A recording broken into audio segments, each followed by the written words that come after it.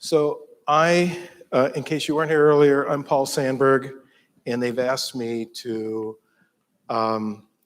basically be the moderator for this session. And Gary and I, we're going to be talking about with Gary Michelson, and we had a good chance to spend almost at least an hour and a half, 2 hours yesterday together about a number of things. He's an incredible inventor. He is a board-certified orthopedic surgeon, a philanthropist. He's one of only a handful of individuals in this academy that have also been inducted into the National Inventors Hall of Fame, which is also overseen by the USPTO.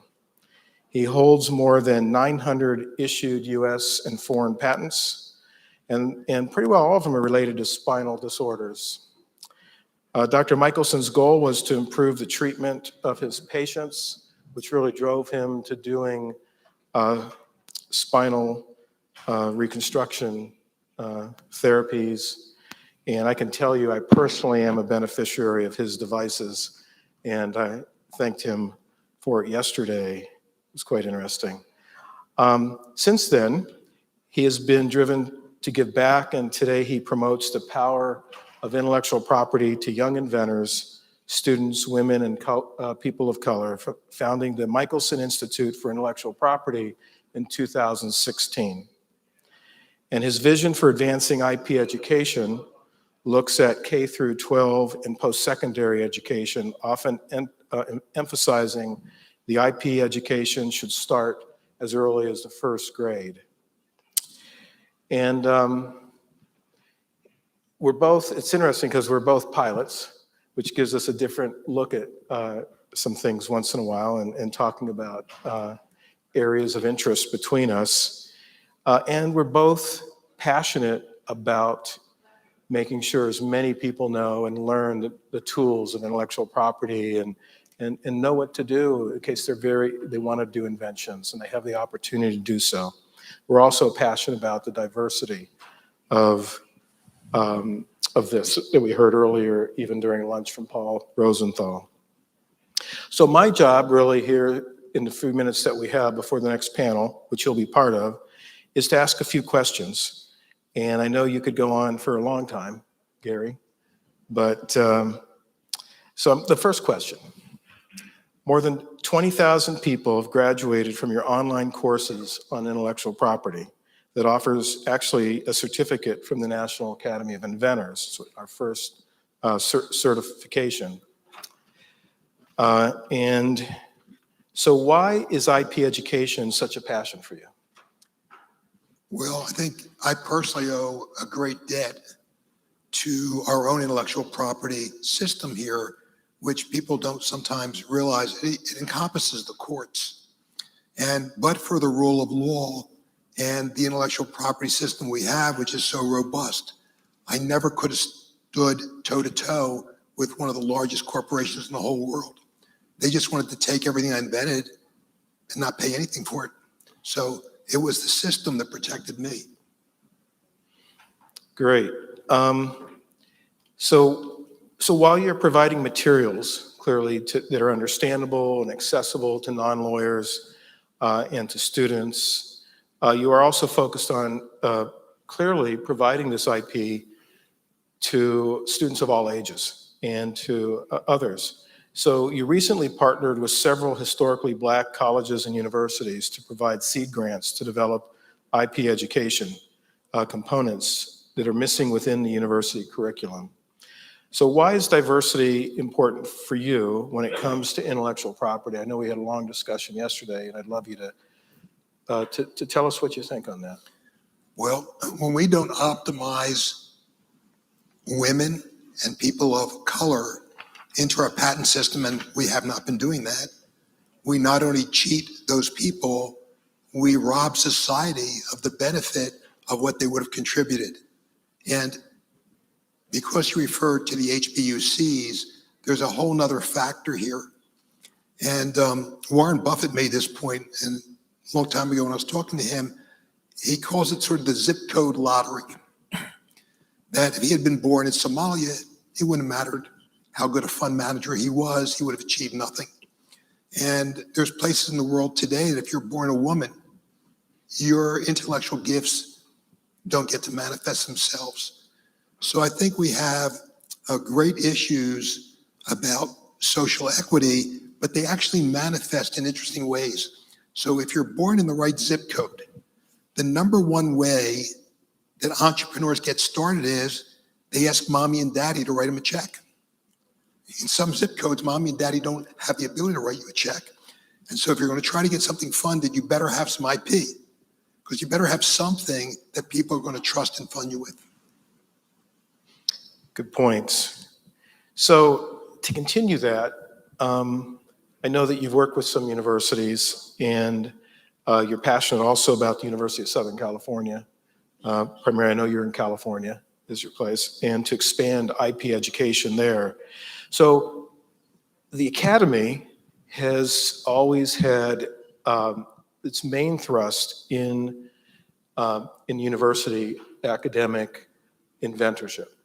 And clearly that's, we do not-for-profits and we have government agencies as well, but that's a big part of it. So how should we educate? We heard it even early on, even the first talk by Dr. Malhotra was related to let's get more students involved.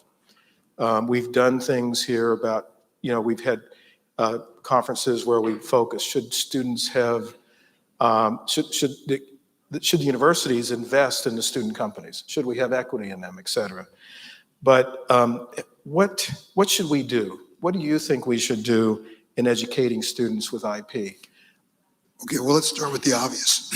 Okay. So first of all, anybody here who's got a 4-year-old knows that they have a sense of what's fair and not fair. And that's really what this is about. And if you tell them that somebody had a great idea and somebody else took it, they go, well, that's not fair. They get it. And it's important for us to address these children as they're growing up in an age-appropriate manner so that by the time they get to college, they're not saying, oh, all information is training to be free. There shouldn't be any. It's a failure of our educational system. And then, I mentioned this to Paul, I've heard one too many college presidents get up and give a talk where they're saying our job is to educate these students for the future. And my response to that is, really? Well, the future today is IP. 85% of the value of the Standard & Poor is in their intellectual property. Uber doesn't own but a handful of cars.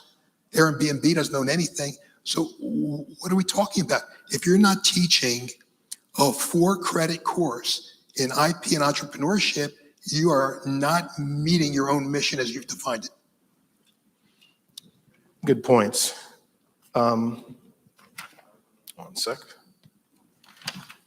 So what do you think the qualities, and I'm moving away a little bit from now the student questions, but what do you think the qualities of serial inventors need to have to be successful? Because clearly as an academic inventor, we rely a lot on tech transfer offices, we rely on ourselves, our connections, but what should we have in our toolbox? What should we be doing to make our own inventions more successful, as you have done?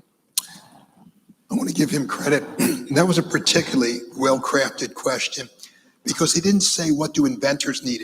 He said what do serial inventors need? And it's actually two different things. So it was a very well-crafted question.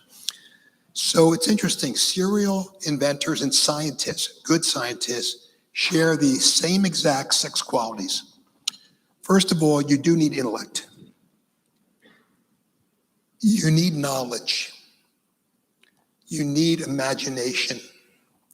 You need permission. Now people go, what's this permission thing? I had an older brother who was conspicuously brilliant.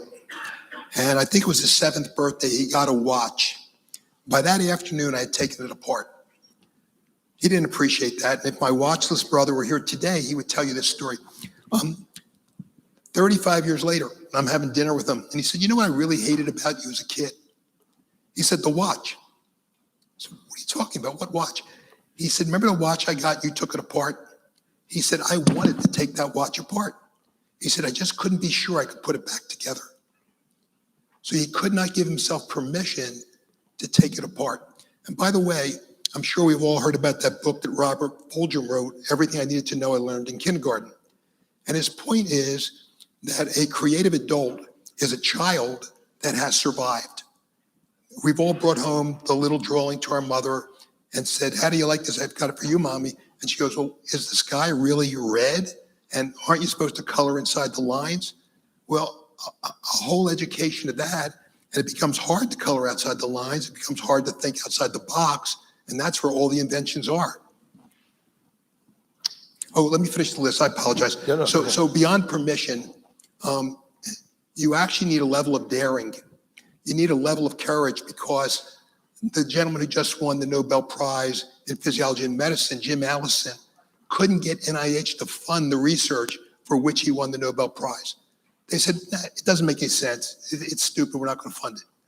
So you have to go against the status quo, because you really are challenging that. You're disrupting the world the way it is when you invent. And finally, and most importantly, and the word that I repeat to all my children, is perseverance. Perseverance is what makes it or breaks it. If you try something and you do not succeed, you haven't failed unless you stop right there. Think about any motor skill you ever picked up. You did it starting out not able to do it, and you failed to be perfect until you finally achieved the level of proficiency that you were looking for. We don't call that failing, we call it practicing. So as long as you persevere and you succeed at the end, then none of those were failures, they were simply iterations. Good points again, especially perseverance. That really is, I think all of us continue to persevere, even in, we heard, I'm going to ask another question. It's not in here, if that's okay. Any questions you like? Okay. So we heard one thing that a couple of sessions ago was on reward for inventors at universities. And that, this is one of the reasons this whole academy started.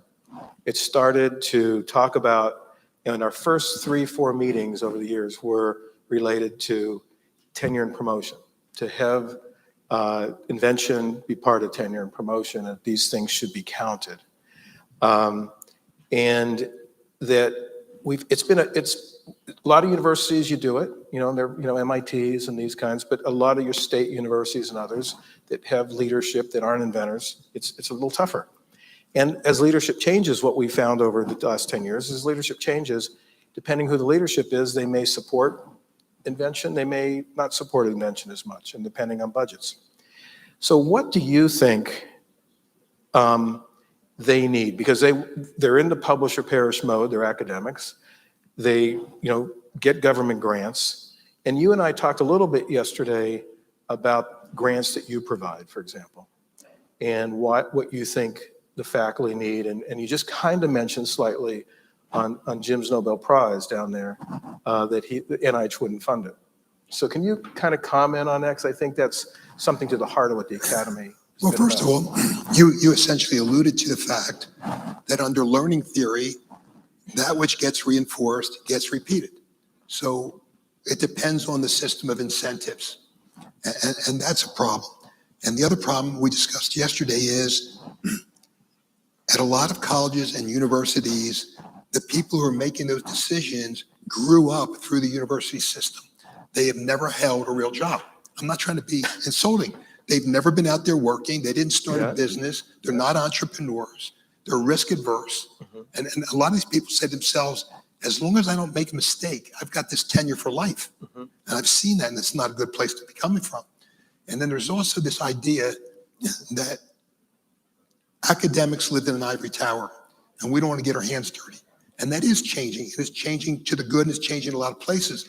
But there's a lot of inertia, mass at rest, resisting that change. Yeah, good points. What about, I think everyone would love to know on how you've kind of provided funding. And that goes back to another session on funding and how the Michelson Foundation, I know you've become a big philanthropist and you've worked your philanthropy also through the state of Florida, or state of California government. on things. Could you talk a little bit about that? Well, we do a lot of different things.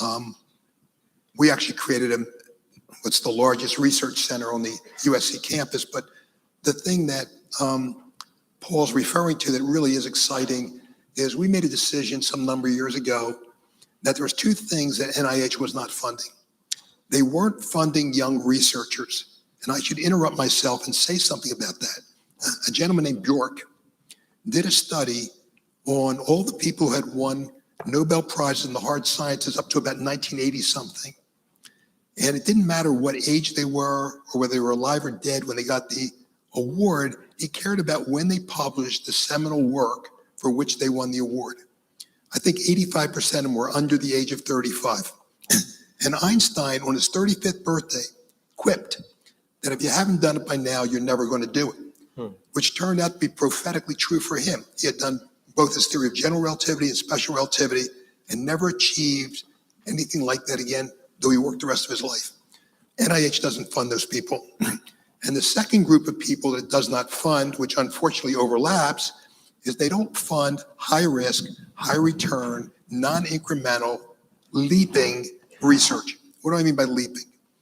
There's an old saying that you cannot leap a chasm in several small steps. They only fund small steps. So I made a decision that I would do something counter to both of those. And we started offering $150,000 research grants. The conditions were you had to be under 35 and it had to be high risk. And we were giving out, I think, 3 a year for a number of years. And what was really fascinating about the prize winners was it ordered the trajectories of their careers. It accelerated their careers between 5 and 7 years. Once they had their own grant, essentially was doing their own research, they were able to get their own labs, their own assistant professorships and move on. It's really been an incredible program. And then we joined with the AAAS, which is the American Association for the Advancement of Science. They publish science. And we started giving out more prizes for young researchers. So at a very personal level, because these are all individuals, this has been very, very rewarding for us. That's great. I'm gonna, if there's open it up just for a second for a question or two. I know we only have 15 or so minutes, but I think it's running a little bit late and we can do it. So go ahead. Let me go to the permission question, right? In the academic, and how it pertains to students, all right? So in the academic environment, by and large, graduate students are indentured servants. And it's often difficult for them to be incorporated, included, and therefore the permission question, incorporated, included in innovation and in technology. I know a number of faculty who don't put students on their patents because they figure they're just students and they don't contribute significantly. How do you change that in terms of the education process and how you can enlighten students to be innovators when they still have this barrier to go through? Yeah, your observation, of course, is absolutely correct. And the point of the Bjork study was that there seems to be a particular time when well-educated and bright people are at their absolute creative peak. And it actually occurs before the age of 35. Now, our system of education, I told you the study, I think, went up to the mid-1980s. But since then, that age has actually gone 10 years higher. And it's not because they're more creative 10 years later, it's because they don't have the opportunity to be creative sooner. They can't manifest their creativity. And I'm sure Eric Lander is a name that rings a bell for most people in this room. And I actually had the pleasure of having Eric at my home back in 2001. And he said to me something that stuck with me. He said, "You know, I could never do this again." I said, "Why?" He said, "Well, because I don't have the energy. I don't have the life energy to stay in the lab for 15 hours at a time. And I have a family and I have this, and that. My time to have done that was then and it'll never come again." And then he went on to tell me an interesting story. He eats lunch every day with the students from MIT and Harvard. And I said, "Why?" He said, "Well, let me give you an example. 2 months ago, I'm eating lunch and a guy asked me a question that I should know the answer to. I almost choked on my sandwich. He said, "How can I not know the answer to that question? It was such a simple," he said, "I went back to the lab and started thinking about that." He said, "They have less constraint, more creativity, more imagination to juxtapose things than I have now as a scientist. So I think that's the only answer I can give you. I can't give you the how to fix it, but I'm agreeing with you, commiserating with your situation. That's great. Anybody else? All right. Well, I really, Gary, want to thank you so much. Thank you for being one of our Thank you. early fellows of the Academy. Thank you. And I know the next group's coming up that you're part of. All right, I'll say well. So you stay and I'm going to go. So thank you all.